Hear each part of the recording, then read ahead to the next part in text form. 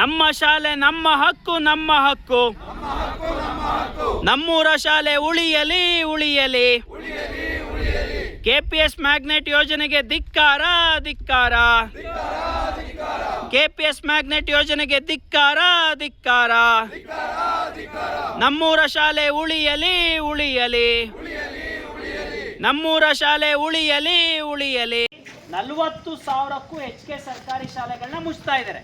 ಮೊದಲಿಗೆ ನಾನು ಕ್ಲಿಯರ್ ಮಾಡೋಕ್ಕೆ ಇಷ್ಟಪಡುವಂಥದ್ದು ಸ್ನೇಹಿತರೆ, ಈ ಯೋಜನೆಯನ್ನ ಇಂಪ್ಲಿಮೆಂಟ್ ಮಾಡೋದಕ್ಕೆ ಎಲ್ಲ ರಾಜಕೀಯ ಪಕ್ಷಗಳು ಕೂಡ ಯುನೈಟ್ ಆಗಿದ್ದಾರೆ. ಇದರಲ್ಲಿ ಯಾವ ಭೇದ ಭಾವನೂ ಇಲ್ಲ. ಒಪ್ಕೊಂಡಿದ್ದಾರೆ. ಕಾಂಗ್ರೆಸ್ MLAಗಳು ಒಪ್ಕೊಂಡಿದ್ದಾರೆ, ಬಿಜೆಪಿ MLAಗಳು ಒಪ್ಕೊಂಡಿದ್ದಾರೆ, JDS MLAಗಳು ಒಪ್ಕೊಂಡಿದ್ದಾರೆ. ಅಷ್ಟು ಮಾತ್ರ ಅಲ್ಲ, ನಮ್ಮ ದೇಶದ ಬೇರೆ ರಾಜ್ಯಗಳು ಅಂದ್ರೆ ಮಧ್ಯಪ್ರದೇಶದಲ್ಲಿ ಬಿಜೆಪಿ ಆಡಳಿತ ಮಾಡ್ತಾ ಇದೆ, ಅಲ್ಲೂ ಕೂಡ 30,000 ಶಾಲೆ ಮುಚ್ತಾ ಇದ್ದಾರೆ. ಮೊನ್ನೆ ಪಶ್ಚಿಮ ಬಂಗಾಳದಲ್ಲಿ ಸ್ವತಂತ್ರ TMC ಮಮತಾ ಬ್ಯಾನರ್ಜಿ ಅವರು ಕೂಡ 29,000 ಶಾಲೆ ಮುಚ್ತಾ ಇದ್ದಾರೆ. ಉತ್ತರ ಪ್ರದೇಶದಲ್ಲಿರುವಂತಹ ಬಿಜೆಪಿ ಸರ್ಕಾರ ಕೂಡ 30,000 ಶಾಲೆಗಳನ್ನ ಮುಚ್ತಾ ಇದ್ದಾರೆ. ಸ್ನೇಹಿತರೆ, ಇದರ ಅರ್ಥ ಅಂದ್ರೆ ಇಡೀ ದೇಶದಾದ್ಯಂತ ಎಲ್ಲಾ ಸರ್ಕಾರಗಳು ಕೂಡ ಸರ್ಕಾರಿ ಶಾಲೆಗಳನ್ನ ಮುಚ್ಚೋದಕ್ಕೆ ಮುಂದೆ ಬಂದು ನಿಂತ್ಕೊಂಡಿದ್ದಾರೆ. ಕಾರಣ ಇಷ್ಟೇ, ಎಲ್ಲ MP MLAಗಳು ಅವರವರ ಸ್ಕೂಲ್ಗಳನ್ನ ಓಪನ್ ಮಾಡ್ಕೊಂಡು ಬಿಸ್ನೆಸ್ ಮಾಡ್ತಾ ಇದ್ದಾರೆ.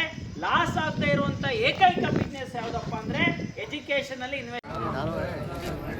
ಎಲ್ಲರಿಗೂ ನಮಸ್ಕಾರ.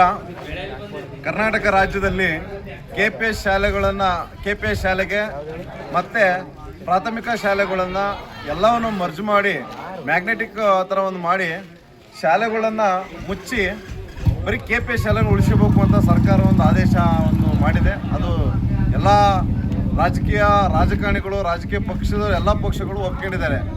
ಆದರೆ ನನಗೆ ನಾವು ಒಬ್ಬ ರೈತನಾಗಿ ನಾನು ಮಾತಾಡೋದು ಏನಂತಂದರೆ, ಇಲ್ಲಿ ಯಾವ ರಾಜಕಾರಣಿ ಮಕ್ಕಳು ಸರ್ಕಾರಿ ಶಾಲೆಯಲ್ಲಿ ಓದ್ತಾ ಇಲ್ಲ. ಇವರಿಗೆ ಯಾವುದೇ ರೀತಿ ಸರ್ಕಾರಿ ಶಾಲೆಗಳ ಅವಶ್ಯಕತೆಯೂ ಇಲ್ಲ. ಇಲ್ಲಿ ತಳಮಟ್ಟದಲ್ಲಿ 60 ವರ್ಷ ಹಿಂದೆ ನಮ್ಮ ದೇಶದ ಜನಸಂಖ್ಯೆ ಭಾಳ ಕಡಿಮೆ ಇತ್ತು. ಅವತ್ತ 30-40 ಮನೆಯರ ಊರಲ್ಲೆಲ್ಲವ ಒಂದು ಶಾಲೆಗಳನ್ನು ಓಪನ್ ಮಾಡಿದರು. ಇವತ್ತು ಅದೇ ಗ್ರಾಮದಲ್ಲಿ ಜನಸಂಖ್ಯೆ ಜಾಸ್ತಿ ಇದೆ. 30-40 ಕೋಟಿ ಇತ್ತು ನಮ್ಮ ದೇಶದಲ್ಲಿ. ಪ್ರತಿ ಹಳ್ಳಿಲೆಲ್ಲ ಶಾಲೆಗಳನ್ನು ಓಪನ್ ಮಾಡಿದ್ರು. ಇವತ್ತು 150 ಕೋಟಿ ಜನಸಂಖ್ಯೆ ಇದೆ ನಮ್ಮ ದೇಶದಲ್ಲಿ.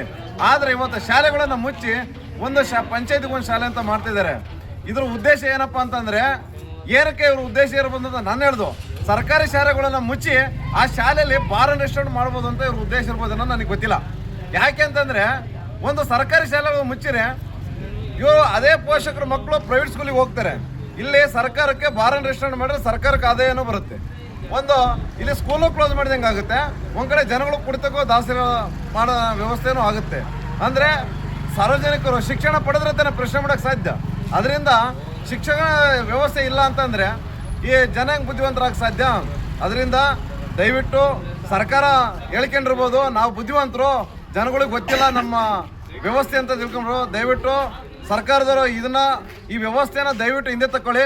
ಯಾಕೆಂದ್ರೆ ಜನಗಳು ಬುದ್ಧಿವಂತರಿದ್ದಾರೆ, ಎಲ್ಲ ಪ್ರತಿಯೊಂದು ನೋಡ್ತಾ ಇದ್ದಾರೆ. ಯಾಕೆಂದ್ರೆ ಇವತ್ತು ಸೋಷಿಯಲ್ ಮೀಡಿಯಾ ಬಂದ್ಬಿಟ್ಟು ಎಲ್ಲ ಪ್ರತಿಯೊಂದು ವ್ಯವಸ್ಥೆಗಳ ಚರ್ಚೆ ನಡೀತಾ ಇದೆ. ಆದ್ರಿಂದ ಯಾಕೆ ಅಂತಂದ್ರೆ, ಬೇರೆ ದೇಶದಲ್ಲಿ ಅಮೆರಿಕ, ಜಪಾನ್, ಜರ್ಮನ್ ದೇಶಗಳಲ್ಲೆಲ್ಲವ ಹೆಲ್ತ್ ಎಜುಕೇಶನ್ ಫ್ರೀ ಸಿಗ್ತಾ ಇದೆ. ಯಾರೇ ಹೋಗಲಿ, ಒಬ್ಬ ಮಿನಿಸ್ಟರ್ ಮಗ ಹೋದ್ರು, ಒಬ್ಬ ಕೂಲಿ ಮಾಡೋ ಮಗನು ಒಂದೇ ಸ್ಕೂಲಲ್ಲಿ ಓದ್ತಾ ಇದ್ದಾನೆ.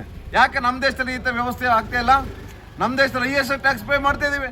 ಯಾಕೆ ಪ್ರತಿಯೊಂದು ಎಲ್ಲ ವ್ಯವಸ್ಥೆನೂ ದುಬಾರಿಯನ್ನು ಮಾಡ್ಕೊಂತ ಇದೀವಿ ಅಂತಂದ್ರೆ ನಾವು ಜೀವನ ಮಾಡೋದು ಹೆಂಗೆ?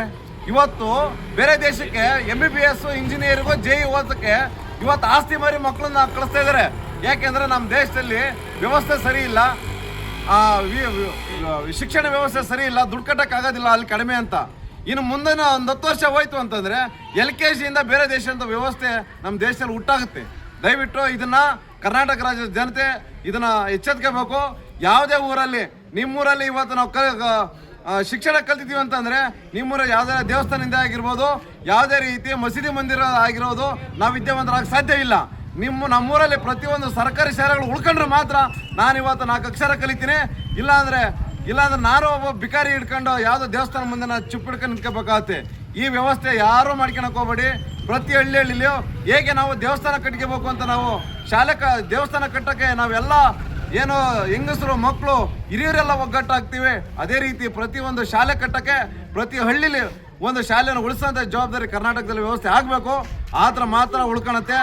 ಜನಗಳು ಇಚ್ಛೆತ್ತಂದ್ರೆ ಮಾತ್ರ ಸರ್ಕಾರ ಇದನ್ನ ಹಿಂಪಡೆಯುತ್ತೆ. ನೀವು ಜನಗಳು ಮೌನವಾಗಿತ್ತು ಅಂತಂದ್ರೆ ಸರ್ಕಾರ ಇದು ನಾವು ಮಾಡ್ತಾರ ಸರಿ ಅಂತ ತಿಳ್ಕೊಂಬಿಟ್ಟು ಇದನ್ನ ಅಂಗೀಕಾರ ಪಾಸ್ ಮಾಡಿ ಎಲ್ಲಾ ಸರ್ಕಾರಿ ಶಾಲೆಗಳನ್ನ ಮುಚ್ಚುವಂತ ವ್ಯವಸ್ಥೆಯನ್ನ ಮಾಡುತ್ತೆ. ಅದರಿಂದ ಈ ವ್ಯವಸ್ಥೆಯನ್ನ ವಿರೋಧಿಸಿ ಪ್ರತಿ ಶಾಲೆಗಳನ್ನು ಉಳಿಸಬೇಕು ಅಂತ ಈ ಮೂಲಕ ನಾನು ಕೇಳ್ಕೊಳ್ತಿದ್ದೇನೆ. ಯಾವುದೇ ಕಾರಣಕ್ಕೂ ನೀವು ನಿಮ್ಮೂರ ಶಾಲೆಗಳನ್ನ ಮುಚ್ಚಿರ ಬಿಡ್ತಿರ ಗೊತ್ತಿಲ್ಲ, ಆದ್ರೆ ನಮ್ಮೂರ ಶಾಲೆ ಅಂತ ನಾವು ಮುಚ್ಚೋಲಕ್ಕೆ ಯಾವುದೇ ರೀತಿ ಅವಕಾಶ ಮಾಡಿಕೊಡಲ್ಲ ಅಂತ ಈ ಮೂಲಕ ನಾವು ಹೇಳ್ಕೊಳ್ತೀವಿ.